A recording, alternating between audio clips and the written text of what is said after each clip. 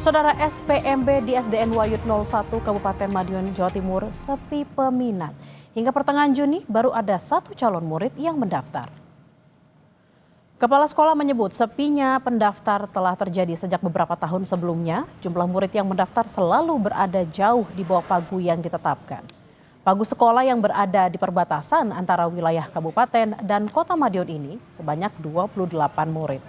Sebagai upaya menarik minat calon murid dilakukan, seperti salah satunya pendekatan ke PAUD dan TK di sekitar serta bekerja sama dengan kader Posyandu untuk mendapat data anak yang telah memasuki usia sekolah dasar. Pihak sekolah tidak membatasi jumlah pendaftar dan pendaftaran akan terus dibuka sampai awal tahun ajaran baru. Hanya tidak terpancang ke pagu gitu.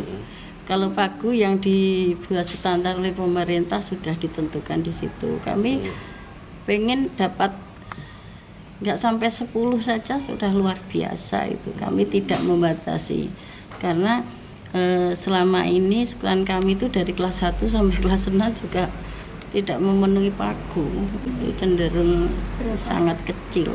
Rata-rata per kelas ini paling tinggi hanya 5. Kalau sekarang ini kita tadi pagi itu kami dapat berita ada 1 anak yang berminat ke sini. Kepala Dinas Pendidikan Kabupaten Madiun optimistis pagu tahun ajaran 2025-2026 dapat terpenuhi. Pihaknya juga bertanggung jawab serta akan memastikan jika seluruh anak usia sekolah di Kabupaten Madiun telah mengenyam pendidikan. Dinas Pendidikan mengaku telah mempersiapkan strategi khusus bagi sekolah dasar di wilayah perbatasan.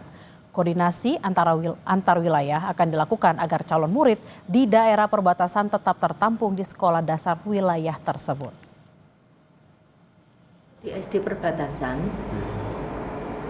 kaitannya untuk berkaitan dengan jalur domisili atau jalur-jalur yang lain yang dipersyaratkan oleh pemerintah pusat, tentunya kita ada koordinasi ya berkaitan dengan antar wilayah ataupun sesuai dengan yang dimasukkan dalam tertuang dalam aturan. Artinya bahwa kita ini bisa saja untuk menerima dari perbatasan, misalkan perbatasan desa. Ini sudah kita lakukan upaya-upaya untuk mendekatkan, antara lain di dalam